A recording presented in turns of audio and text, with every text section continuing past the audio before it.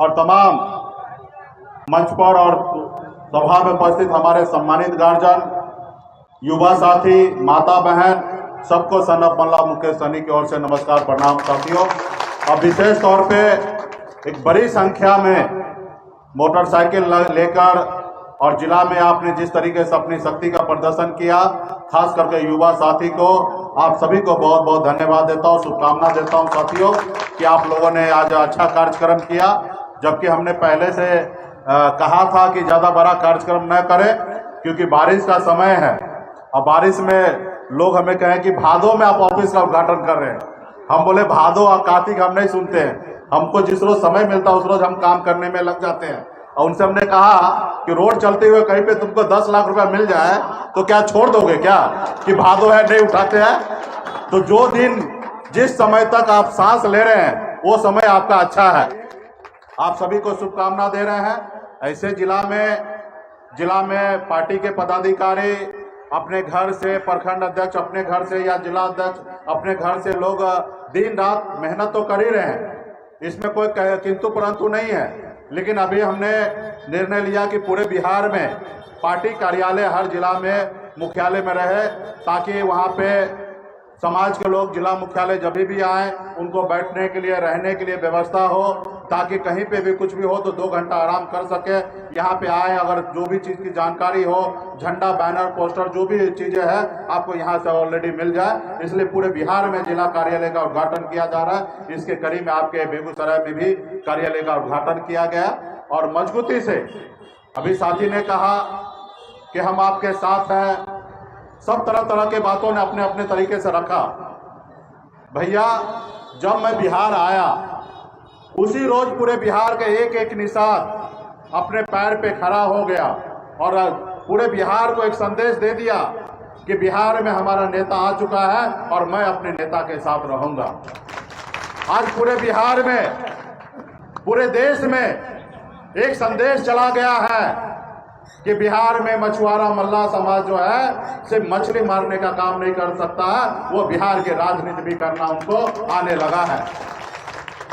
आज इससे पहले आपने देखा होगा कि हमारा समाज एक टिकट के लिए दूसरे पार्टी के पीछे घूम घूम कर अपनी सारी जिंदगी को बिता देता था। एक टिकट नसीब नहीं होता था और हमने बिहार में अपना दल बना के, अपना बल बनाकर हमने बिहार में निषाद मल्ला का बेटा टिकट बांटने का काम करने लगा साथियों। और ये सब आपके सहयोग से हुआ है। आपने हमें अपना नेता माना, आप हमारे साथ चलने लगे, इसलिए आज ऐसा हुआ। तो इसलिए साथियों, आज मजबूती से हम लोग पूरे प्रदेश में हमारी ताकत है और जहां से हम लाइन लगा देते हैं वहां से लाइन गिनती चालू होता है। आज पूरे बिहार को ये बता दिया हमने। तो निश्चित तौर पे हम लोग का समय है संघर्ष करने का। हमारे पूर्वज ने संघर्ष किया, आज हम कर रहे हैं और आज जैसे रोज हमारा संघर्ष सफलता की ओर बढ़ेगा तो निश्चित तौर पे आने वाला पीढ़ी का इसका लाभ मिलेगा। आज आपने संघर्ष किया, आपने बिहार में अपनी सरकार बनाया। 2020 का जो सरकार बना वो बिहार में निषाद का समाज का समर्थन से बिहार में सरकार बना था। ये इतिहास आपने बनाया। मैं मतलब वीआईपी पार्टी, अब वीआईपी पार्टी मतलब निषाद समाज, क्योंकि वीआईपी पार्टी का रीढ़ का हड्डी वो निषाद समाज है। अगर किसी व्यक्ति का अगर रीढ़ का हड्डी टूट जाए वो आदमी बेकाम हो जाएगा। उसी तरीके से आज हमारा पार्टी का बेस वोट निषाद समाज के सभी उपजाति, बिन बेलदार, नुनिया, मला, निषाद के जो 22 उपजाति है, ये बिहार वीआईपी पार्टी का रीढ़ का हड्डी है। और हमारे आस्था विश्वास बिहार के अति पिछड़ा पे है। कर्पूरी ठाकुर जी के विचारधारा पे हम लोग चलने वाले हैं और मजबूती से। और ये पार्टी तो हर जाति धर्म के पार्टी है, यहाँ पे किसी का भेदभाव नहीं है। आपने देखा होगा कि 11 सीट हमें मिला, हमने हर जाति को टिकट दिया। हमने यादव जी को भी टिकट दिया, हमने पासवान समाज को भी हमने टिकट दिया, हमने ब्राह्मण को भी टिकट दिया, हमने भूमियार को भी टिकट दिया, हमने बनिया को भी टिकट दिया, हमने निषाद को भी टिकट दिया, हमने अति पिछड़ा को भी टिकट हमने दिया। हर जाति समूह को हमने टिकट दिया। लेकिन निश्चित तौर पे आज पार्टी में 95% आज भी पार्टी के पदाधिकारी निषाद समाज है और वो खून पसीना बहाने के लिए तैयार है। तो साथियों, इसी तरीके से आप लोगों को मजबूती से लगे रहना है। आप लगे रहेंगे।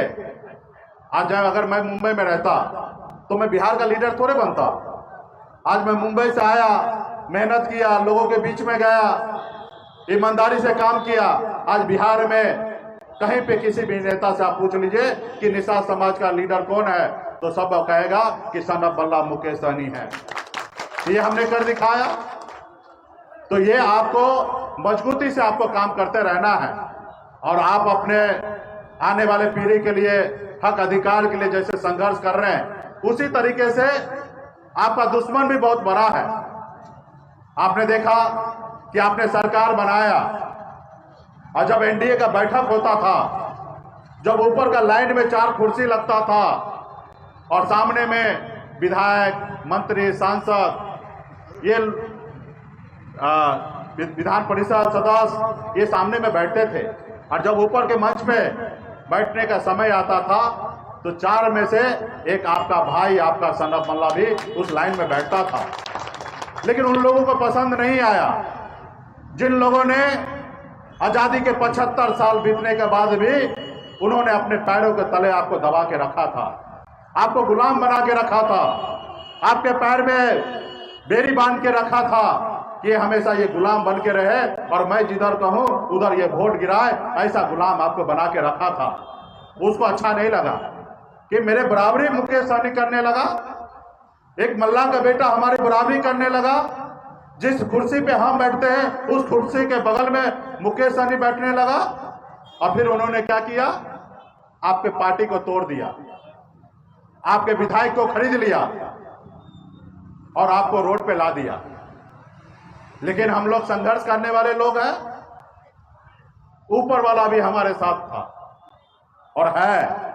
आपने देखा कि भाजपा ने हमारे 4 को विधायक खरीदा, हमें सरकार से बाहर किया। आज देखिए, आज उनके तमाम मंत्री अग्निवीर हो गए हैं। समय से पहले बिहार में रिटायरमेंट हो गया। उन्होंने हमें सिर्फ हटाया, एक निषाद का बेटा को हटाया। उसके बदले क्या हुआ? उनके सारे के सारे मंत्रिमंडल भाजपा का खत्म हो गया और आज माननीय मुख्यमंत्री नीतीश कुमार जी महागठबंधन के साथ सरकार बना रहे हैं। और आज देखिए भाजपा का क्या हाल है, कोई नहीं उसके पास है। और आप बताइए कि आने वाले समय में वो भी कोशिश करेगा हमको सरकार बनाना है। उनके लोग कहते कि सहनी जी गलती हो गया, जो हो गया हो गया, हम लोग मानते हैं कि आपसे गलती हो गया, थोड़ा आइए दिल्ली में बैठ के बात करते हैं। बोला अच्छा, इतना जल्दी तुमको अपनी गलती का एहसास हो गया है तो आ जाइए, हम पटना में बैठे हैं, अभी दिल्ली का दरबारी हमें नहीं करना है। अगर तुमको 2024 में सरकार बनाना है तो तुम बिहार में आओ और बैठ के बात करो। अब निषाद का बेटा किसी के पीछे घूमने वाला काम नहीं करेगा। आपने देखा ना, बोछा में हमने चुनाव लड़ा, भाजपा को लगा कि हम मुकेश सहनी को क्लीन बोल्ड कर देंगे। उन्होंने जबरदस्ती हमारे सीट पर उन्होंने प्रत्याशी उतार दिया। हमने कहा कोई बात नहीं, चलो मैदान में फरियाते हैं। और बोछा के उपचुनाव में आपने देखा भाजपा ने पूरे बिहार प्रदेश के एक एक नेता को बोछा विधानसभा में मैदान में उतार दिया। और उस गांव में अगर चुनाव के समय में देखते ना, उस गांव में जितना कुत्ता नहीं घूमता था उससे ज्यादा भाजपा का नेता घूमता था। पूरी शक्ति लगा दिया, पैसा पावर जो लगाना था लगा दिया, पूरे राज्य का कार्यकर्ता को लगा दिया। लेकिन वहां पे क्या हुआ? और भाजपा 4 पार्टी से मैदान में था, भाजपा, जेडीयू, हम पार्टी और पारा जी की पार्टी लोजपा। 4 पार्टी से मैदान में लड़ा। कितना वोट मिला? 45,000 वोट मिला। और सन ऑफ बल्ला लड़ा, अकेले लड़ा और कोई बहुत ज्यादा नेता नहीं, सिर्फ समाज का बेटा खड़ा हो गया और 30,000 वोट और 18% वोट हमने ला के दिखा दिया। 18% वोट ला के दिखा दिया। यहां तो सरकार बनाने के लिए 3-4-5% वोट काफी होता है। जिसके पास 5% 6% वोट हो वो अपने आप को कहता है कि हम मजबूत हैं, और हमने 18% वोट लाके दिखा दिया कि ये देखो 18% वोट हमारे पास है। और जो सीट 2020 में 12,000 वोट से हमने जीता था वो सीट 37,000 वोट से भाजपा वहां पे चुनाव हारा। ये हमारी ताकत है। तो इसलिए साथियों, आपकी ताकत दुनिया ने मान लिया, पूरा दुनिया ने, बिहार ने लोहा मान लिया। आपको आज जरूरी है गांव गांव में लोगों को, अपने लोगों को जागरूक कर लेना। जागरूक भी है, सिर्फ बहकने नहीं देना है। जागरूक है तब ना भाजपा हमारे सामने भी झुका और 11 सीट दिया। उन्होंने माना कि बिहार का नेता मुकेश सहनी है, मुकेश सहनी जिसके साथ जाएंगे उनका सरकार बनेगा, और उन्होंने चालाकी से 11 सीट दिया। वो मेरे सामने नहीं झुका, कोई मैं शाहरुख खान के जैसे दिखता नहीं हूं कि मेरे सामने में वो झुका। उन्होंने झुका इसलिए क्योंकि आप मेरे साथ एक शक्ति बन के खड़ा है, इसलिए भाजपा झुका। तो इसलिए साथियों, गांव गांव में संदेश दीजिए, मजबूती से काम कीजिए, संगठन को मजबूत कीजिए। हमें किसी की जरूरत नहीं है, लोग आएंगे आपके पास। अब मजबूती से आपके साथ अगर उनको सरकार बनाना है तो वो सोचेंगे। 2020 में हमारे गलतफहमी हमारे लालू प्रसाद यादव जी के सुपुत्र को भी हो गया था। उन्होंने देखा एक अति पिछड़ा का बेटा 25 सीट लेगा, डिप्टी सीएम बन जाएगा, तो शायद कल मुख्यमंत्री का दावेदार हो जाएगा। उन्होंने क्या किया, एक अति पिछड़ा का बेटा को साइड करने का कोशिश किया, और जैसे हमको साइड किए वैसे उनका सपना चूर चूर हो गया। आज अगर हम उनके साथ रहते तो आज डिप्टी सीएम नहीं, आज सीएम बन गए रहते। और आगे भी जब तक बिहार का अति पिछड़ा दलित समाज जब तक साथ नहीं देगा, तब तक कोई कल्पना न करे कि हम मुख्यमंत्री बनेंगे। अगर आदरणीय श्री लालू प्रसाद यादव जी बिहार में 3-3 बार सरकार बनाए, 15 साल तक राज किए, तो सिर्फ यादव भाई के वोट पे नहीं किए, वो अति पिछड़ा भाई के वोट पे भी वो बिहार का मुख्यमंत्री बने। ये बात श्री लालू प्रसाद यादव जी को पता है। जिनको वो जीन कहते थे, वो जीन कौन था? वो सन ऑफ मल्ला मुकेश सहनी था। तो इसलिए साथियों, आने वाले समय में आपके पास जो शक्ति है वो बिहार प्रदेश में किसी के पास नहीं है। राज्य में सरकार बनाने के लिए 36 से 40% वोट की आवश्यकता है, और आपके पास राज्य में सरकार बनाने के लिए जितनी वोट की आवश्यकता है उतना वोट आपके पास, उसका आधा अकेले आपके पास है। तो इसलिए साथियों, मजबूती से, आपका दुश्मन कितना भी बड़ा हो, आप संकल्पित हैं कि हमें लड़ाई लड़ना है तो निश्चित आप जीतेंगे। आज बिहार का इतिहास उठा के देख लीजिए, आजादी के 75 साल बीत गया और इतिहास उठा के ले लीजिए। बिहार में एक से एक महान नेता हुए, कर्पूरी ठाकुर जी, लालू प्रसाद यादव जी, नीतीश कुमार जी, स्वर्गीय रामविलास पासवान जी, जयप्रकाश जी, डॉक्टर राजेंद्र प्रसाद जी, एक से एक बड़ा महान हस्ती हुए बिहार में, बड़े नेता हुए। उनके विचार पे आज हम लोग चलने का काम करते हैं। लेकिन सभी ने पहले विधायक बना या सांसद बने, फिर मंत्री बने, फिर बिहार में लीडर बने। लेकिन बिहार में इकलौता सन ऑफ मल्ला है कि हम न पहले मुखिया बने, ना विधायक बने, ना मंत्री बने, ना सांसद बने, डायरेक्ट हम लीडर बन गए। हमने 2018 में 4 नवंबर 2018 को हमने पार्टी बनाया। आप लोगों ने 5 लाख के संख्या में गांधी मैदान में भीड़ दिखा दिया कि हम सन ऑफ मल्ला के साथ हैं, और आपने शक्ति दिखाया। और ठीक 1 साल 1 महीने के अंदर में महागठबंधन में आदरणीय श्री लालू प्रसाद यादव जी 3 लोकसभा सीट पर आपके साथ गठबंधन किया। ये हमारी उपलब्धि है। हमने 2 साल पार्टी बनाया, 2 साल भी पूरा नहीं हुआ, 18 में पार्टी बनाया और 20 में आते आते बिहार सरकार बन गए। अब बिहार सरकार का चाबी आपके पास था। अगर आप उस रोज चाहते तो माननीय मुख्यमंत्री नीतीश कुमार जी सरकार नहीं बना पाते और बिहार का मुख्यमंत्री नहीं बनते। चाबी आपके पास था। लालू जी कहते थे कि सहनी जी आ जाइए, डिप्टी सीएम बन जाइए, चारों विधायक को मंत्री बना लीजिए, राज्यपाल कोटा से 12 एमएलसी होगा, 6 को आप ले लीजिएगा, 6 को मांझी जी ले लेंगे और आप हमारे साथ आ जाइए। लेकिन हम लोग एक लब के वंशज हैं, अमर शहीद जुब्बा सहनी के वंशज हैं, वीरांगना फूलन देवी के वंशज हैं। हम लोगों ने कभी किसी के साथ गद्दारी नहीं किया और न ही कभी किसी का छल किया। हमने ईमानदारी से हमने एनडीए के साथ रहा। हमने इतना सारा ऑफर को ठुकरा दिया, उसके बावजूद भी हमने एनडीए के साथ रहा। लेकिन ये भाजपा वाले ने क्या किया?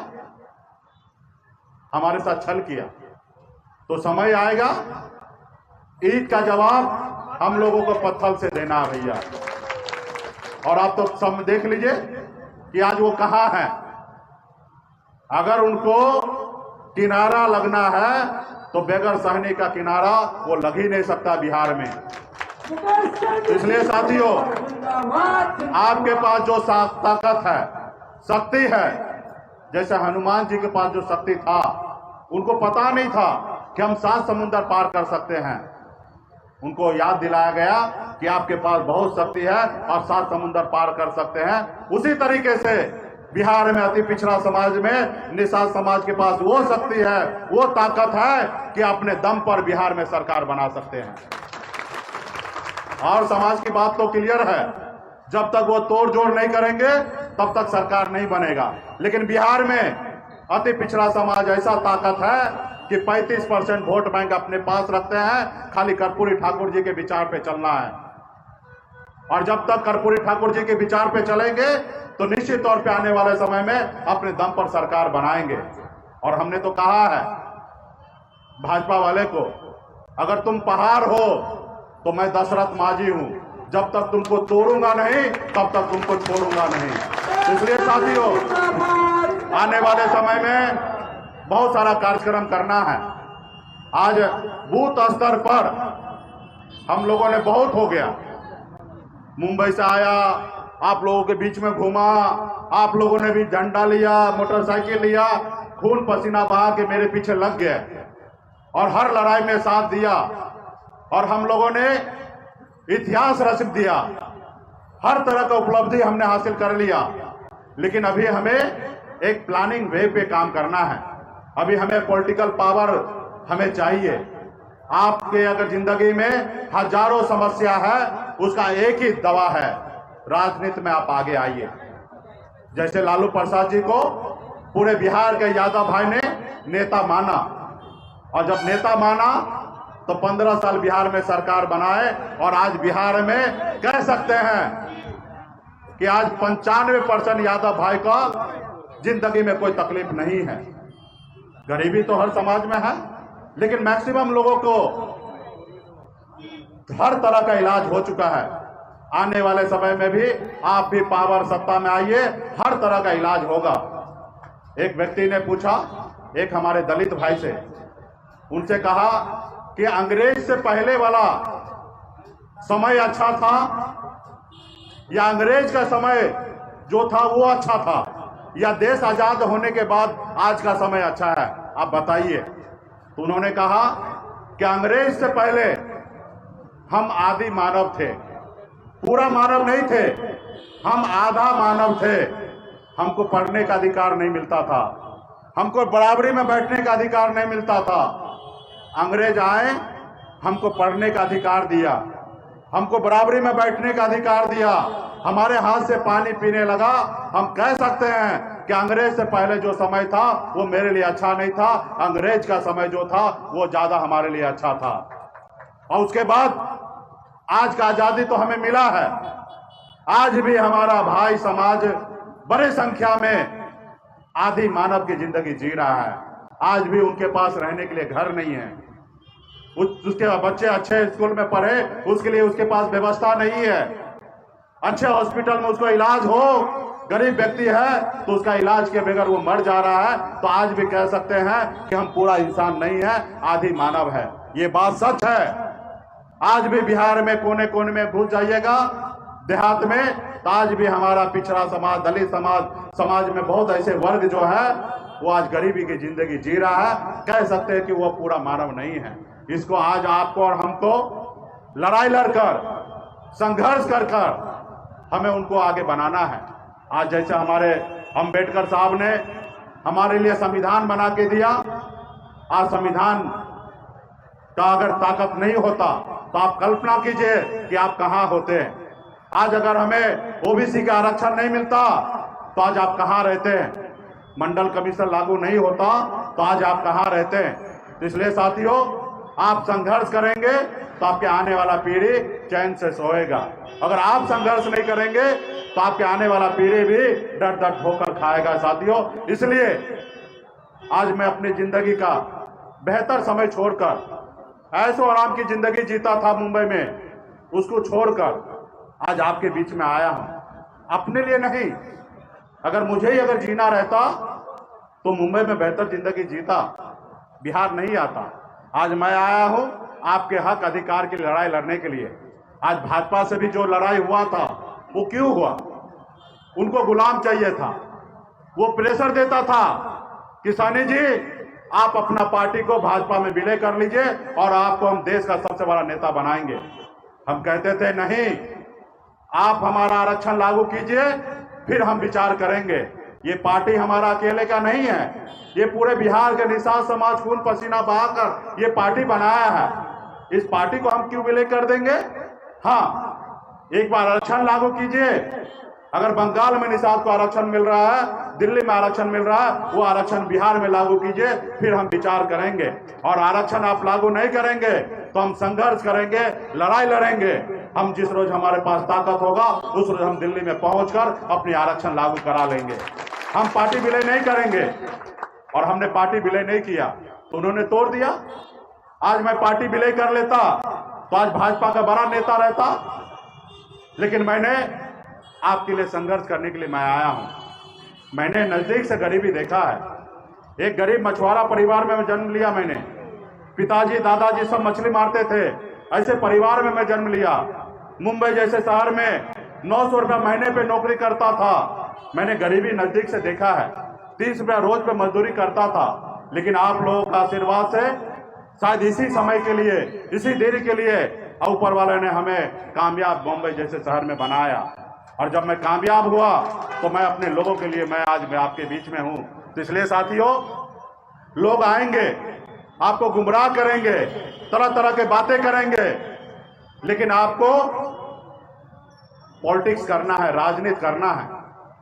आप देखिए ना, अगर कोई बच्चा बहुत तेज होता है तो एग्जाम देने के लिए जाता है तो अच्छा से पेपर लिख लेता है, और जो बच्चा तेज नहीं होता है उसको क्या करना है? बगल वाले को देखना है, जैसे वो लिख रहा है वैसे आप भी लिख लीजिए और कॉपी पे उतार लीजिए और जमा कर दीजिए, आप भी पास हो जाइएगा। मानते हैं कि हमको राजनीति नहीं करने आता था, हमने दूसरे को देखा। 2012 में पहली बार पता चला कि मैं अति पिछड़ा हूं। हमने देखा दूसरे को और देख के आज यहां पे पहुंच गए। आप देखिए यादव भाई ने कैसे एक नेता का चुना और उनका नेता आगे आया, वो आगे बढ़े।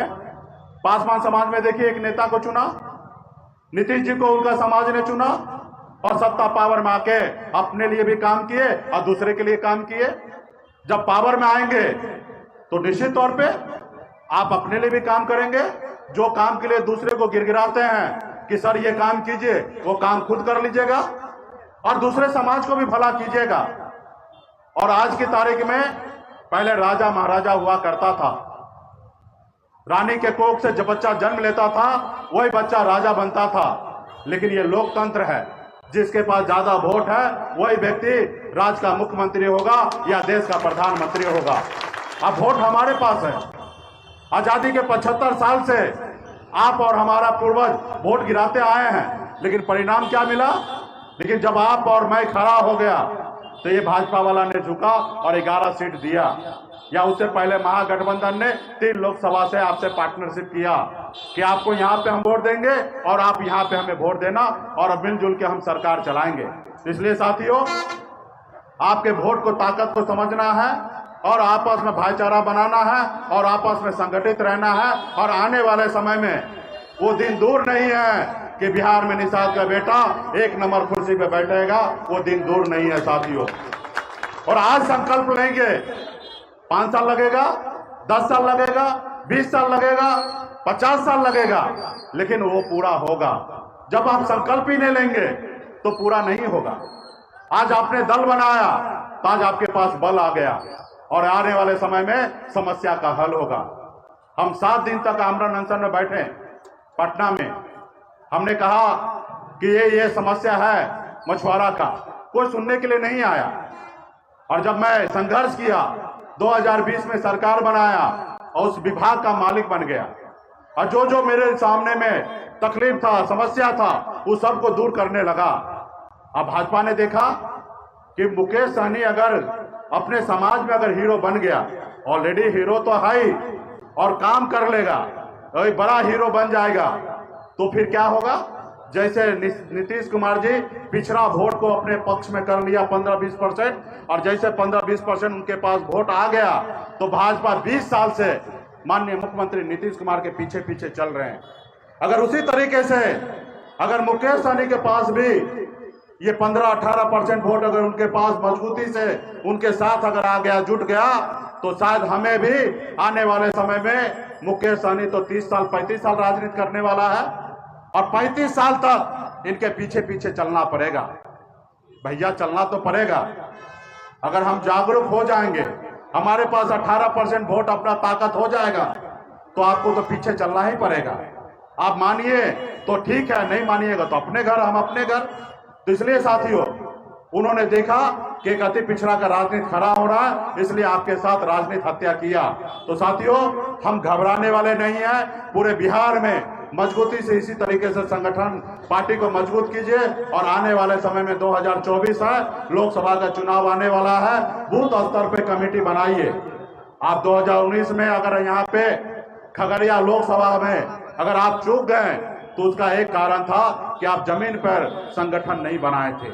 आज जरूरी है कि जमीन पे संगठन बनाइएगा तो मजबूती से आप चुनाव जीतिएगा। इसलिए साथियों, जब तक आप बूथ नहीं जीतिएगा तब तक आप चुनाव नहीं जीतिएगा। इसलिए हम पटना जीत ले, जिला जीत ले, लेकिन इससे ज्यादा जरूरी है कि बूथ पर हमारा पदाधिकारी होना चाहिए। इसलिए आज मिशन मोड पर पूरे बिहार में अभी कार्यक्रम किया जा रहा है कि बूथ स्तर पे कमेटी बनाकर और कार्यालय में सौंपा जाए और 5 लाख पदाधिकारी बनाकर हर किसी के गले में आई कार्ड पहुंचा दिया जाए, ताकि जब भी आप कार्यक्रम आएंगे आपके गले में आई कार्ड होगा, ताकि आप किस पदाधिकारी, किस प्रकोष्ठ के कौन सा पदाधिकारी हैं, आपके आई कार्ड पे लिखा हुआ रहेगा। इसलिए साथियों, मजबूती से संगठन पे काम कीजिए। और आप लोगों को भूख भी लग गया होगा तो खाना भी बना है, खाना खा लीजिए, फिर हमें पटना जाना है।